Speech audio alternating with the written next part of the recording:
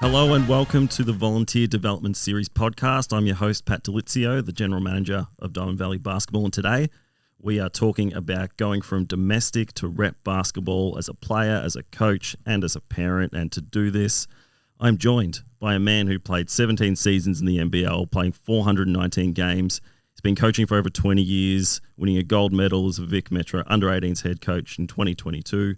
Most importantly, he's the new full-time junior rep director of coaching at Diamond Valley, the man they affectionately call Bubble. Welcome, Matt Shanahan. Thanks for having me, Pat. Absolute pleasure, mate. Absolute pleasure. We're just chatting before we hit record about trials. You excited? How you feeling? Really excited. Really excited to hear the numbers we got, firstly. Encouraged by the numbers we already see, but encouraged by the new things we've got, the new initiatives we're trying to do in the coming season. Yeah, no, me too. We'll talk a bit about them as well coming up. Obviously, today we're trying to give an idea to people that are maybe not familiar with rep basketball or have heard it around the traps, and trying to give them a little bit more information. Before we get into that, you've been DV now about 6 months or so. What's sort of your first impressions? What have you thought coming from an outsider to within the club? I've been really impressed by, firstly, the level of coaching we have here within our junior, our representative club. Really encouraged by the coaches we have. Players are really receptive, listen, want to work hard. Even as much as a coaches session we had on Sunday, we talked about, how our club's perceived and how we think our club's perceived and how I thought the club was perceived before I came here. Hard-nosed, leave it all out on the floor, and the perception is the reality. And that's something that if you've got that, you can coach the rest. So I'm really encouraged by, what I've seen and the people. Everyone's been very welcoming in the first 6 months I've been here, so it's been fantastic. And an amazing office staff that you work with as well, obviously. We can't have everything. Now, coming up to the start of the season, this is obviously quite an open question, but can you give an initial impression for new families into rep? What are the expectations? What's involved? So let's say you have someone that's just heard about the Eagles program. They're probably, played under 10s maybe for a couple of seasons. What's a spiel that you would give to them to say this is what Friday night rep basketball is? Yeah, and I have gone to a few domestic associations and discussed this very topic. Rep basketball is a step up from the Saturday domestic. You are representing us, the association, Diamond Valley Basketball, and we're playing against other associations around Victoria. So, and they're the best of the best. So, like us, we will select and identify kids within our own association from our domestic arm who we think are talented and have the potential to play representative basketball and go on to play bigger and better things, hopefully, in the future. The standard is a lot higher. The intensity of a Friday night game is a lot higher than a Saturday game. And it's, in the old school, what they'd say, you're playing for sheep stations. So, much more higher. The coaching level is obviously a little bit better than domestic, although there's some great domestic coaches that we have here within our association. It's really, it ups the ante on a Friday night. And what about the level of commitment, training, all that sort of stuff that comes along with? Yeah, the level of commitment is obviously higher, and we're going to raise the standards of that. The training commitment is two trainings a week. So on a Sunday morning, depending on what age you're at, our 12s and 14s will train at a 8 o'clock or 9:30 time slot. That training will go for an hour and a half, and then we'll train during the week for an hour time slot, and that could be anywhere between Monday and Thursday, depending on the time. We try to make it work with our domestic clubs, and one of the questions we had on Sunday when I was out in Yarrambat, how it works for domestic training, if those two trainings do collide.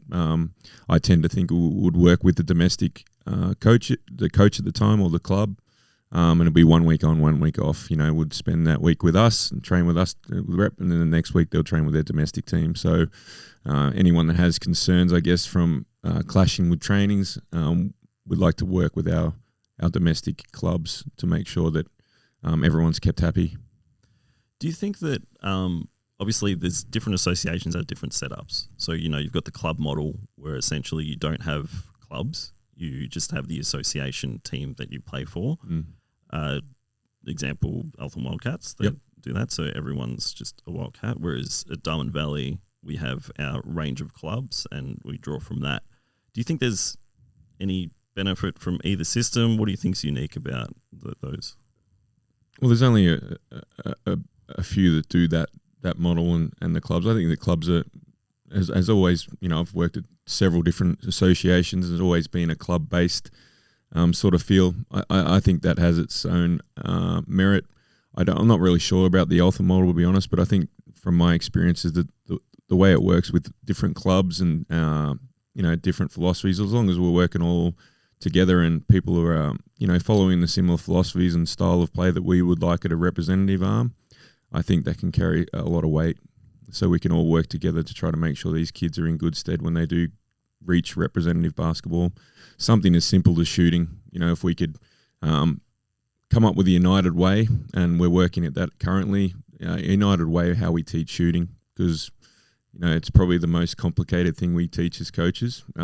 We all have our own different ideas, but something in the past that I've found is if we just have a united way we teach shooting, something as simple as that can be really powerful for kids, and it doesn't confuse them, which is the most important thing.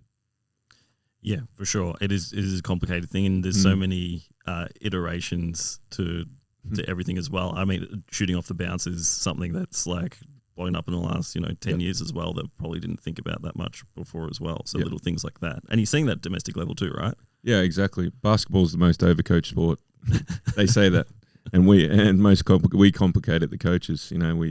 We see things on YouTube. We have so much accessibility to everything now. We can watch something and get a great idea, and it's just it's really overcoached at the moment.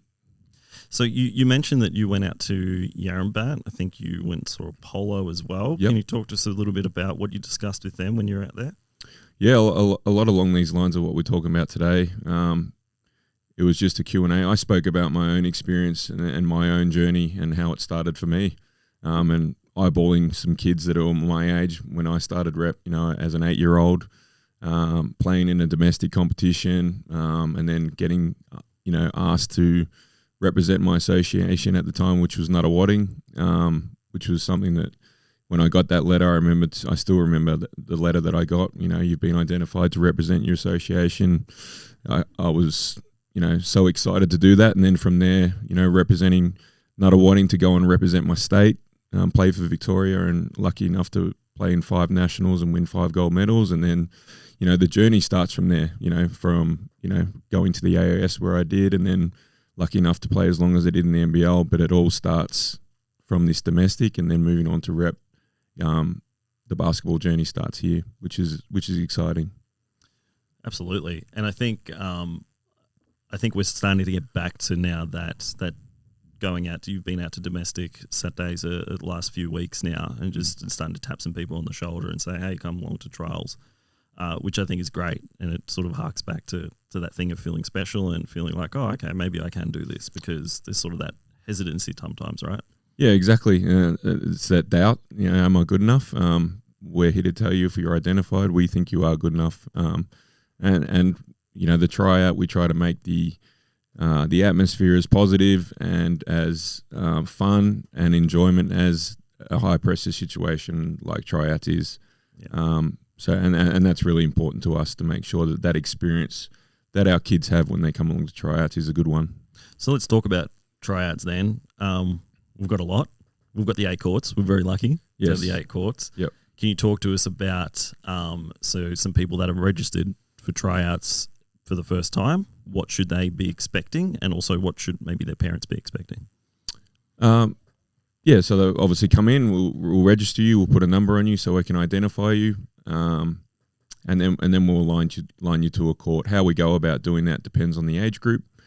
We've talked about that as our coaches. We might separate tallest to shortest. We might separate top age kids to bottom age kids. We might separate, what grade some of these rep kids played at an older age. So, for under 18s, maybe we'll go, okay, if you played VC basketball, court 1, Met 1, so we can identify some kids that are where they've played, and if they're talented, they can move up. So we align the kids to a court. Gameplay is what it's all about. We can do drills. We can do dribbling drills, passing drills, shooting drills, and a kid could look like $1 million. But until we get in the heat of the moment and play basketball and see who can do that and perform those type of skills under a little bit of pressure, that's when we can identify talent. So, again, it's more a warm-up, a little bit of skills, and then we get into some gameplay. And that's sort of how we work about that, is just a round robin for the hour, plenty of rest for kids. But, again, a lot of coaches on each court. We don't give a lot of feedback. We don't want to give a lot of feedback. We want to see what these kids can naturally do and on the floor. So, really looking forward to it, and hopefully the kids are as well. In terms of feedback, do the kids get the feedback after? There's 4 sessions, so that's significant, amount of time to be in there. I think they're 1.5 hours each. Yep. Right. Yeah. Yep. So it's 4 of them. 1 hour. 1 hour. Yep. Sorry, 1 hour. 1 hour sessions each. Anyway, so whatever it is, the times are on our website. Yeah. I should have a look. Yeah. So, but that's a significant amount of time nonetheless that they're in there doing that stuff. So do they get feedback if they make a team, if they don't make the team they thought they would make? Sort of, how does that work once you've done those? If they're requiring feedback, we're more than happy to give that to them. What happens eventually at the end of the 4th trial is they'll be selected in a team, and that'll be announced. Once that is announced, then the coach of that aligned team will give those children or those families a call to see if they've accepted their position. They're not happy with that position and would like some feedback. We're more than happy to give that to them. It's a pretty open and transparent environment, and we keep it clear. The thing that's can get a little bit misconstrued and parents read into it a little bit too much is the whole who's on what court. My kid's on the 4th court. What does that mean? Is he making the 4th team? We won't be doing that. We won't be having our best kids on the 1st court and there's, better kids on the 1st court. And, we'll be making sure that everyone gets an equal opportunity to try out as best they can, and to give their best foot forward and play against better kids, see how they compete against it. So the courts will be closed to parents. People can view and lucky enough to view upstairs in the from upstairs through the glass. But we've found in the past that the kids have a lot more. They're at ease. They're at ease a lot more with the trials when their parents aren't there. Believe it or not, the anxiety is not there, and they can perform a lot better. And it just gives our coaches some freedom to talk amongst each other without worrying about parents hearing the conversations we're having. So parents are more than welcome to watch upstairs, but not allowed on the courts. Yeah, okay. So upstairs, and obviously if they're over on courts, because we're using all 8 courts as well. So courts, yeah, that's right. Yep. 5 to 8, you just won't be able to see them. Yep. That's just the way that we'll is. have everyone on courts 5 to 8. No, I think it's genuinely like it's they're the main reasons for it. It's not for anything else. It's purely to put the kids at ease and make sure the coaches are in an environment where they can make their own decisions. From experience, we've just found the anxiety levels of the kids are a lot at ease. They're not looking at their parents all the time, trying to get feedback, whether that be good or bad. And like I said, that puts a massive onus on our coaches to make sure that environment is enjoyable and they're enjoying the experience of their first. Some of them might be their first trial. Yeah, awesome. All right. So players who are registered, what can they be doing now to prepare themselves best for when they get into tryouts? Just getting the ball in their hand as much as they can, whether that means going for a jog to make sure they're in great physical condition, or going down to local school or their own backyard. There's no secret recipe, but just putting a ball in your hand. So we've got some great camps throughout the holidays here at DV. Highly recommend getting involved in them, or if they can't do that, then like I said, just getting outside in this beautiful weather that we have currently, and getting a ball in their hand and getting as much shots and dribbling, ball handling things as they can. And you're a coach at tryouts. Yep. Are there aside from the obvious stuff that you're looking for, there's some like intangible things that you're looking for out of kids there? Well, interestingly, yeah, height would be good. We're not blessed. That's not intangible. Yeah, we're not blessed with height. We have a few kids of height, but you can't coach that. Funnily enough, our talent ID, the way it works at Diamond Valley, and the way I've worked with my talent ID is, I've selected the top 10 to 15 foulers at a lower age group because we know they play hard, so we can coach the rest. So people that get after it is, like I said, it's part of our DNA here. It's what we are. So we can coach the rest. We can coach skill. We can teach them how to shoot. We can teach them how to play. So they're halfway there. But to answer your question at tryouts, it's are you coachable? Do you do what you're told? Or does it take you 3 or 4 takings from a coach to tell you to do something? Do you look the coach in the eye? Verbal. There's not a lot of kids that are verbal these days. They'll text, they'll message, but they're not very verbal. So, talking on defense, those type of things, encouraging teammates, being a good teammate, high-fiving, slapping people on the back, those type of things. They're the intangible things, but they're the controllable things. Sure. You're not going to make every shot. You're not going to have a great, perfect tryout for the 4 of them. There's going to be some tough ones. But if you do those intangibles, like working hard on defense, encouraging your teammates, being coachable, looking your coach in the eye, those things carry a lot of weight. Absolutely.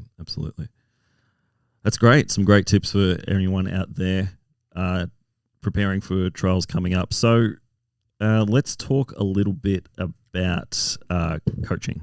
So obviously we've got some fantastic coaches coming in now, and some of those things are going to, obviously the amount of teams we have is going to depend on coaches. I guess probably the question that I have, and I've gotten a little bit from some people in domestic that are coming through, there's probably a hesitancy there as well. We talk about the players' hesitancy. Can I do this? What advice would you give to the coaches that maybe their kids are trialing and might make maybe a lower team, 3, 4s, 5s, whatever it is. Maybe we haven't, as an association, got a coach for that team yet. Yep.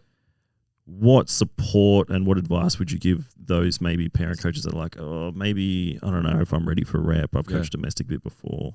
Would highly encourage to put your hand up. The guidance you will have this year will be enormous. So every Sunday training, you'll gather some knowledge about the system of play, what we're doing, and the things we're doing this year on a Sunday morning are completely different to the past. This year our coaches have had their own train and play program. They've done their own thing, and most of the trainings, to their credit, have been fantastic. But there's, for instance, on an under 12 court with 6 teams, there's 6 different philosophies. We want to, really hone that in a little bit and have the one philosophy, the way we play on offense, the way we play defense, the stuff like I talked about before with our terminologies, with our shooting. We're going to hone it all in. So on a Sunday, it'll be very much treated like a camp style atmosphere where we'll bring all the players in to a half a court. We might demonstrate a drill, and then the kids go out to the court and do the drill. So the learning comes from the coaches. The coaches get some learning from what we're teaching, and then the players go out and obviously learn the same style of play across the board. And that's simply because the transition after they finish this year, they go to under 14s or wherever they go to, they understand our simple philosophies and how we play offensively and defensively. We're not making wholesale changes in offenses and defenses. They understand, the framework of what we're working with, which is really, really powerful. And this has come from me doing some, really market research, looking around to see what other clubs have done, successful clubs have done. And this is what they've done. And it's really powerful if our coaching staff can jump on board, which from our coaches meeting on Sunday looks like they are. And, the players will really enjoy it. And this is all to put them in good stead to go on and play bigger and better things. So the philosophy of play that we'll have will very much be aligned with Basketball Victoria and what they're doing with their camps, their talent identification camps. So our kids go from our trainings to these camps and they know it. They know what they're doing. They understand exactly the terminologies. They understand everything. And it puts them, so much more forward, so much more in better stead than any other kid coming from another association. Yeah, it's awesome. That's a great philosophy and attitude as well to have. And I guess the question is as well, if I think something that always comes up is, okay, well, if my child is put in the Sixers, for example, and a parent coach steps up, which is fantastic, it's great, and they're a good coach and they're getting things done. And I've got the ones team who has maybe a state level coach or what it is, but we're all paying the same fees. Yep. Things like that. What would you say to those families? Well, they're getting the same experience. On a Sunday, they're getting the exact same experience as a person in the first team. Everyone's running the same session. So there's no excuses there for that. Where it could be different is probably the game time. The game time coaching might be different. But again, we've been working with the coaches in great depth about coaching methods, how to coach during a game. And it's all about coaching on effort. Again, what the kids can control. You hear it too often, especially on a domestic level, coaches talk about, we missed, we made 2 free throws and missed 15. Well, the kids don't deliberately mean to miss, those free throws. That's an uncontrollable. You can't control that. That's basketball. But what you can control is their effort. And that's the only thing you can hold these kids accountable on. And that's what we're working really hard on our coaches to make sure that they understand that a level of accountability is going to be higher. Obviously, representative basketball, but it's going to be effort-based. Running, playing defense, making the extra pass, making good decisions, being a good teammate. Those things are intangible and they're controllable. They're the only thing that players can control. So as long as we coach like that, I think everyone will get a very similar experience. Yeah, awesome. And I think one thing that we're obviously introducing this year as well is that everyone who makes a team gets a little pack. They get a player diary, which I'll ask you about in a second. They get a foam roller, an activation ball, and a band as well. So it's maybe the first Sunday training after trials, after the team's selected and everything's locked away. We'll be teaching them how to use those things. Back to the player diary that they all get. Can you talk a little bit about, obviously, like domestic players probably wouldn't have ever had one of those before. So what's involved there? Well, this is something me and you spoke about early on and identified some ways we can up the professionalism to make this a more high performance environment. And journals are used by elite players. They're used by kids in my state team. They're used by NBL players. Everyone uses a diary. And the journal and the diary can be used for different things. So whether that's some reflection about training, some new learnings, because we can't all store it in our head. Sometimes we just have to write it down, whether that's a new offense, whether that's a defensive scheme they've learnt, they write it in their diary. Any team meeting that they attend, they use their diary, they write notes. Reflections after a good game. You might have a good game where you had an absolute blinder. They write down what they had for pregame, how many hours they slept. Did they watch a movie? What was the movie? You can remember these things and reflect upon them when you've had that good game. Like, oh, yeah, that's what I did. I'm going to do that again. I know for myself, from my own playing experiences, I used to watch good games that I played before I played. Okay. So that would be, get me in a good frame of mind to hopefully try to do it again. Set yourself some goals. What are your goals? Short-term, long-term goals. It's a very, very powerful thing if you can use it properly. So we'll be, like you said, after we select our teams, we'll be sitting down with our players, and it needs to be in their basketball bag. So I'll be asking, during a Sunday training, going around asking these kids where their journal is and to have a look at it and what they're doing with it. So, like I said, and as well as with the foam rollers and things like that, just upping the amount, the professionalism we have, but making sure that these kids are recovering properly, they're doing the right thing by their body, and putting our best foot forward when we're out there on a Friday night. Yeah, awesome. That's the physical stuff. We've also got the mental health aspect of it too. We've got outside the locker room coming in on that first training, and they're obviously our partner here at DV, and all the clubs have access to their things already that they offer, and they're going to be doing a little bit of a talk to the players, the parents, and things like that as well. Yep. Moving forward, sort of chronologically now, let's say we've gone through tryouts, teams have been selected, and you've either made a team or you haven't. Let's talk about not making a team. Mm-hmm. So what's your suggestion to players and parents and families to do when they've put themselves out there, they've gone through the 4 tryouts, and they just haven't been successful in making a team. It happens to all of us. It's happened to me too many times, to be honest. But I guess that word resilience, and how they react from it, and I guess it's all being a parent myself. It's all in the messaging from the parent. What do they want to do, and do we want to point and make excuses? Is it the coach's fault? Is it someone else's fault, or is it just simply the fact that we need to get better as a player, and what I need to do as a player to get better? I think the old looking in the mirror analogy doesn't really get told a lot. We tend to point blame elsewhere. I'm big on the fact of looking in the mirror, ask for feedback, listen to the feedback, and then implement what you need to do to get better. Have a go next year. Sorry? And have a go next year. Exactly right. Have another crack. So let's say you do make a team.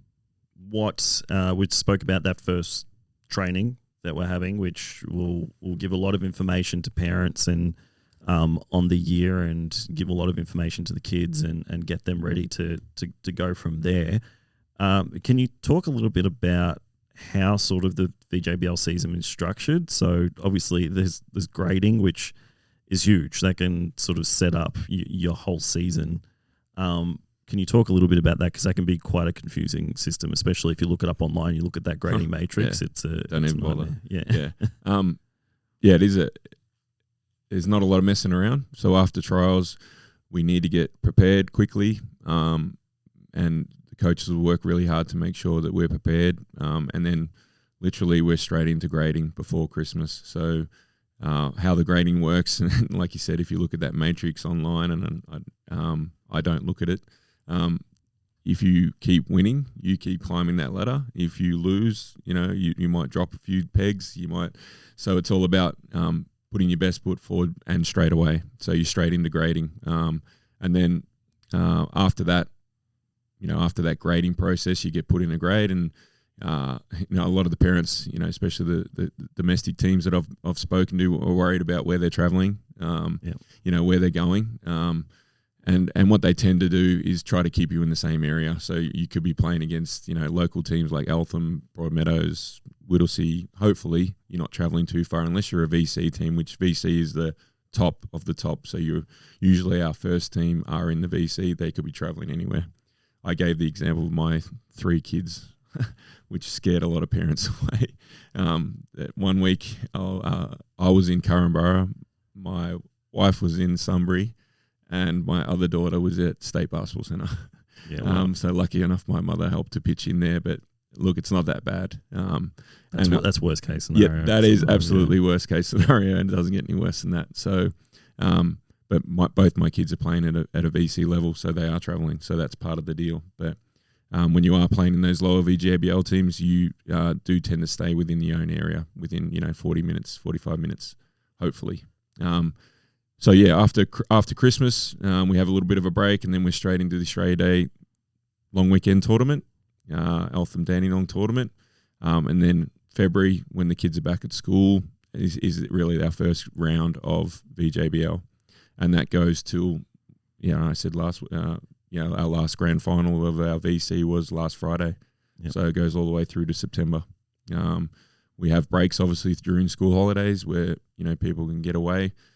We've restricted our coaches this year to only 3 tournaments, being that Eltham, firstly our pre-season tournament. Once our team's selected, we want to play some games before our grading to get ourselves some game ready. Yeah, skip that. Sorry, we're hosting the Melbourne Cup hit out, which is involving a few local teams where we're playing some pre-season games. Essentially 4 games over that Friday, Saturday, Sunday, which will give us a good opportunity to have another closer look at our teams and go from there. So I'd skip that bit, but that's involved too. So we have that tournament, and then we have obviously the Australia Day, which I talked about before, which is in January, and then we have a June tournament, that Nuttawading tournament during that long weekend, or the Victorian Classic, which is more our first team, hopefully, if they grade themselves high enough. So in short, grading between now and Christmas, our season starts February and finishes around, that sort of early September mark, with breaks obviously during the school holidays. So it is a massive commitment, but for me, the thing, the learnings, it's given myself and the learnings and the values that it's presented to not only myself but my own kids, what they're going through right now, is just invaluable. The relationships you make, the friends you make, and that's not only the kids, that's the parents. You make amazing relationships that because you're around each other. You see each other, three times a week. It's just a whole new set of friendships you can make. And it's just a fantastic experience, and I couldn't recommend representative basketball more. Awesome. Well, for those of you out there who haven't registered yet and are thinking about it, you can head to our website. There's a link in there. We'll put the link actually in the episode as well for you to go to. Thank you so much for coming in today. I've got one more question for you before you go. And I ask everyone this every week. I've taken one of the questions out, Matt, don't worry, because I wasn't getting good responses from them. But your earliest sporting memory, so event or game or thing that you went to? My earliest sporting memory, and that's an easy one. My mother worked with a guy called Barry Barnes, who was the Australian Boomers coach at the time and coach of the Nunawading Spectres in the NBL. The Nunawading was in the NBL then. I got invited to he invited both myself and my mother to a game at Nunawading Stadium where they're playing the Canberra Cannons, and walked in that stadium with a packed Nunawading Stadium back in the 80s. And I knew ever since that I went to that game I wanted to play NBL basketball. So that's the biggest and fondest memory that I had, and I kind of knew what I wanted to do from that 8-year-old watching that game. So yeah, without doubt, first memory I have. Yep. Awesome. What was the biggest game that you played in? Wow. I played in a world championship. I was actually part of the first Australian team ever to beat the USA in an international tournament. Played against a guy called Kobe Bryant, Kevin Garnett, Vince Carter, Stephen Marbury, and it was actually my birthday. We beat them. We played a zone. Oh, really? They couldn't shoot back then. They were young, athletic, bouncy, and we were a bunch of white, smart players that packed it in and let us made them beat us for 3. And lucky enough, we win it, and we won that game. And then from there, we just steamrolled. We went on and played Argentina in the semi-final. A guy called Manu Ginobili, and we were down 20 in that game. Came back and won that. And then lucky enough to play a World Championship Grand Final in Greece and play Greece. Wow, in Greece. 21,000 Greeks. So I remember getting a bus to the stadium with police. We're 17-year-old kids. Police at either side of the bus. Mirrors under the bus to make sure there's no bombs under our bus. It was mad. It was mad. So funny story, and I'll be really quick. No, it's good. We were we always came back. We were down. We were up at halftime by a point, and I thought if we win this game, we're not gonna make it out of here alive. Sure. So halftime happens. We go out after halftime, and they get up 12. They get some momentum, and they're rolling. 6 minutes to go, we start to bring it back. 10, 8, 6, 4. We're like, here we go. We've done this before. We're going to do this. We're going to steamroll them. 21,000 seats. The place goes black. Someone's flicked the switch. Our momentum's gone. Wow. So the whole place, all we could see is exit signs. So for 15 minutes, we had a 15-minute delay. All our momentum had gone, and we lost by 2 points. Wow. So this is a world championship game. Probably one of my it is my vivid experience. Disappointing, but the experience was invaluable. Yeah. And then obviously the championships that I've had and people I've played with, and those experiences have, paved the way for what I've wanted to do now for the rest of my life, and that's coaching. Awesome. Well, we've got to think about that for NBL 1 maybe. If we're down to momentum, flick off the switch and see what happens. It's in Greece, so anything can happen there. So yeah, that's nuts. Who else was on that team? Aaron Trahair, a guy called Simon Dwight, Glenn Seville, Frank Drimick, Scott McGregor. We gelled. We weren't overly talented, but together we were pretty powerful. Really good team. And then we talk about the other experience of getting cut, which we talked about before, and then the under-21 World Championship was after that, and that was in Melbourne. Yeah, and I was the last one cut. Yeah. So, and they win a gold medal in Melbourne. So we talk about, resilience, and that was the toughest thing I ever went through as a professional athlete. Really, really hard, but made me work harder to try to make sure that never happened again. Amazing. Very cool. Thank you so much for taking the time. Really, really appreciate it. Again, if you have any questions, just send them through or head to the website to register for tryouts. Matt Shanahan, thank you so much. Thank you.